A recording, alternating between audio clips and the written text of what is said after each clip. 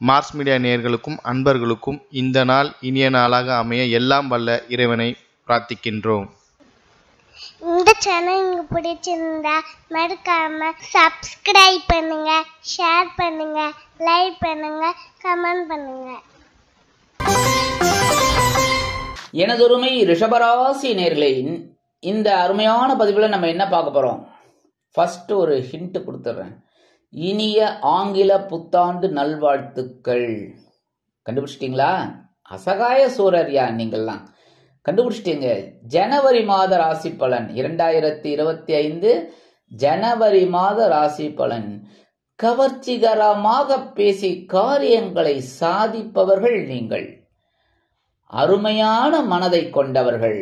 அந்த வகையில் ரிஷபராசி அன்பர்களுக்கு இந்த ஜனவரி மாதத்தில் எந்த வகையில் மாற்றங்கள் இருக்கக்கூடியது, என்ன பரிகாரம் செய்தால் வெற்றி என்பதை பற்றி நாம் இப்பொழுது தெளிவாக பார்க்கலாம்.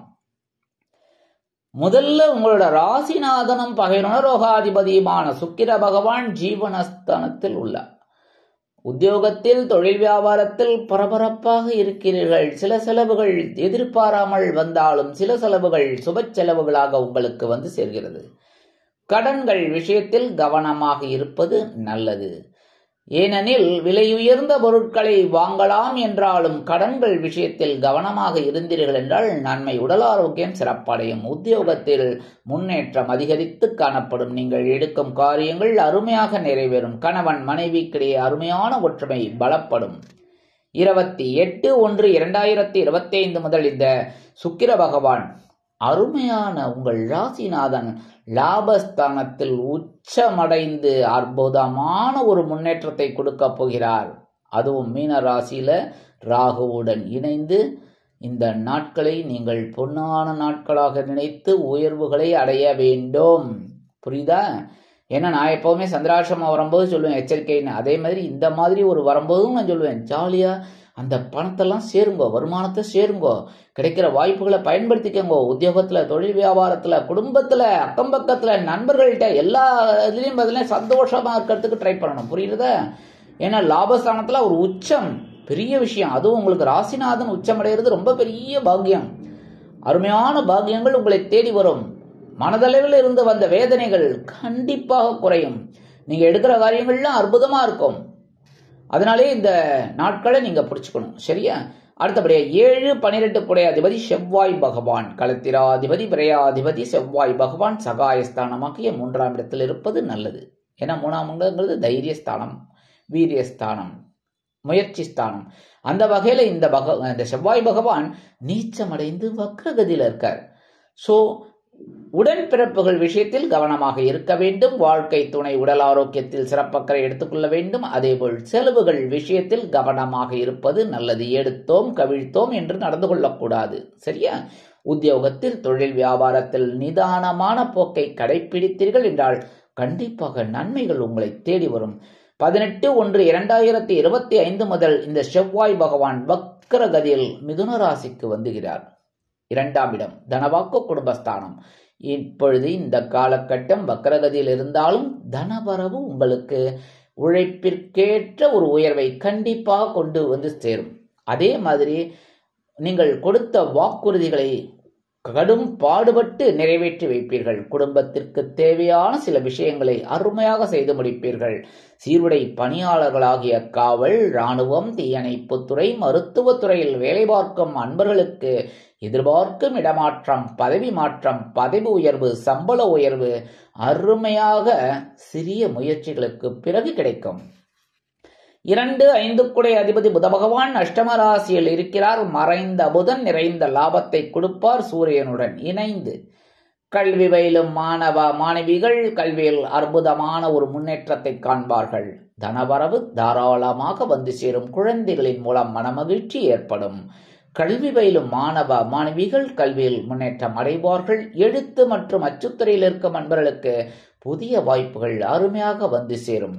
19/1/2025 முதல் இந்த புத பகவான் பாக்கியஸ்தானமாகிய 9ஆம் இடத்திற்கு வந்து குருவின் பார்வையை பெற்று அருமையான வாழ்க்கையை தித்திப்பாக உங்களுக்கு கொடுக்க போகிறார். பாக்கியங்கள் அதிகரிக்கக்கூடிய காலம். விலை உயர்ந்த பொருட்களை வாங்கி மகிழ்வீர்கள். குழந்தைகள் ஆதரவாக இருப்பார்கள். தந்தை வழி உறவினர்களின் மூலம் நீங்கள் எதிர்பார்த்த சந்தோஷம் கண்டிப்பாக வந்து சேரும். அடுத்தபடியா சுகாதிபதி சூரிய பகவான். அதுக்கு தான் நான் முன்னாடியே எல்லாருக்குமே சொல்லுவேன். இந்த ரிஷபராசியில ஒவ்வொரு பதிவு கொடுக்கும்போது உங்களுக்கு சொல்லுவேன், இந்த சூரிய பயிற்சியும் போது என்னது சுகாதிபதி. உங்களுக்கு சுகங்கள் வந்து சேர வேண்டும் என்றால் தினமும் சூரிய நமஸ்காரம் செய்யுங்கள் ப்ளீஸ், தயவு செய்து. புரியுதா? ஏன்னா ரிஷபராசி என்பவர்கள் நிறைய பிரச்சனைகள்ல இருக்கீங்க, இல்லைன்னு சொல்ல முடியாது. ஆனா அந்த பிரச்சனைகள்லாம் தீரணும் அப்படின்னா நான் ஜோசியர் தான், மந்திரவாதி கிடையாது. அதே மாதிரி ஒரு செகண்ட்ல மாத்துறதெல்லாம் சில கிரகங்களோட வேலைகள் தான், நம்மளோட முயற்சிகள் தான் நம்ம எடுக்கணும். சரியா? அந்த வகையில நீங்க சூரிய பகவானை வழிபாடு செய்ய உங்களுக்கு பெரிய அளவில் மாற்றங்கள் வந்து சேரும். அதுவும் இப்ப சூரிய பகவான் அஷ்டம ராசியில இருக்கார். உடல் ஆரோக்கியத்துல கவனமா இருக்கணும். ஏன்னா அப்பதான் சுகங்கள் கிடைக்கும். சுகங்கள் கிடைக்கிறதே உணவு கட்டுப்பாட்டை எடுத்துக்கல அப்படின்னா உடல் ஆரோக்கியம் கெட்டு போகும். சரியா? அப்புறம் கண்கட்ட பிறகு சூரிய நமஸ்காரம். அந்த மாதிரி கவனமா இருங்கோ.